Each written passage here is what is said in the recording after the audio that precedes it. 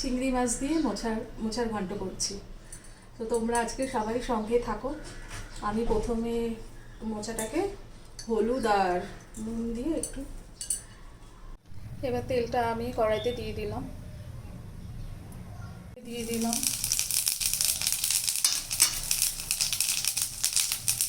সঙ্গে একটা শুকনো লঙ্কা, দুটো তেজপাতা।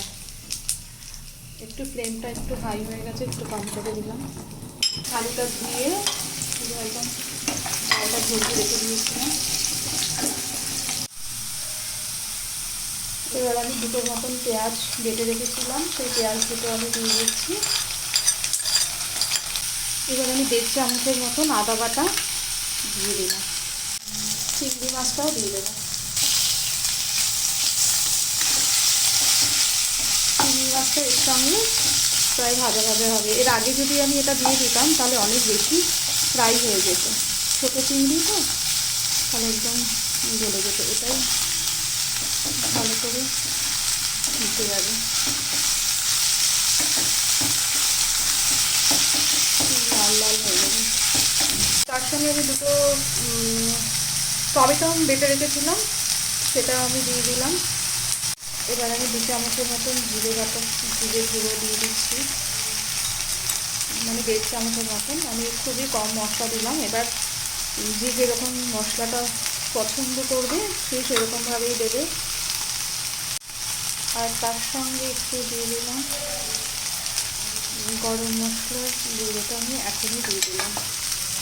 আর তার সঙ্গে দেবো একটু গোলমরিচ গুঁড়ো। আর একটু নাড়াচাড়া করে নিই। এবার আমি লঙ্কা বাটাটাও দিয়ে দেবো। ঝালটা মানে যেরকম যে পছন্দ করবে, ঝালটা কেমন খেতে পছন্দ করবে সেরকম দেবে। আমি তো 2 চামচ লঙ্কার বাটা দিয়ে দিলাম হলুদটা, কেননা যেহেতু আমার মোচাতে হলুদ আর নুন দিয়ে বয়েল করা আছে, তো আমি একটু কমই দিলাম হলুদটা। একটু আমি জল দিয়ে দিলাম।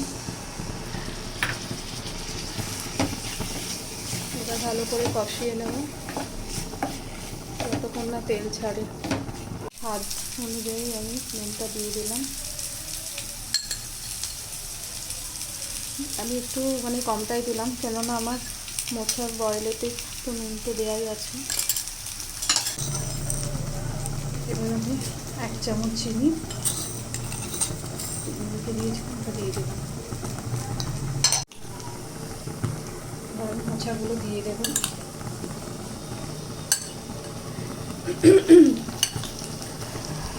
মোচাটা বয়েল করে ভালো করে জলটাকে মানে ছেঁকে নিয়েছিলাম, তো এখন সেই মোচাটাকে দিয়ে দিচ্ছি। এটা সবাই একবার রান্না করে খেয়ে দেখো, মানে অতুলনীয়। মনে হচ্ছে মাছ মাংস আর তরকারি হবে না।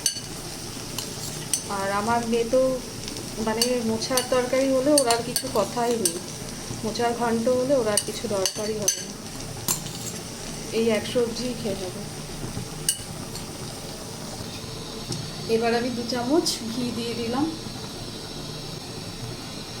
ঘিটা দিলে আরও স্বাদটা বেড়ে যায়। তো আগে একবার আমি গরম মশলা দিয়েছি, তো আরও একবার আমি নামানোর সময় একটু গরম মশলা দিয়ে দিলাম। তো গরম মশলা তো দিতেই হবে, গরম মশলা না দিলে মানে একটুকু ভালো লাগবে না মোচার ঘন্টটা। গরম মশলা আর ঘিটা নামানোর আগে এটা দিতেই হবে। তো ফাইনালি আমি টেস্ট করার জন্য আর কেউ নেই, আর আমার মেয়ে তো করবেই না বাড়িতে। তো যে মানে যা কিছু হবে তো মেয়ে আগে টেস্ট করে, আর এটাও তো খাবেই তো, কিন্তু ও ক্যামেরার সামনে আসবে না বলে তাই আমি টেস্ট করে দেখাচ্ছি।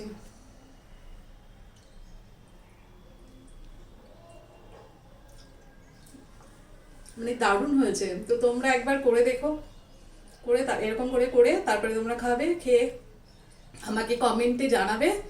আর লাইক কমেন্ট করো, সঙ্গে থেকো, পাশে থেকো।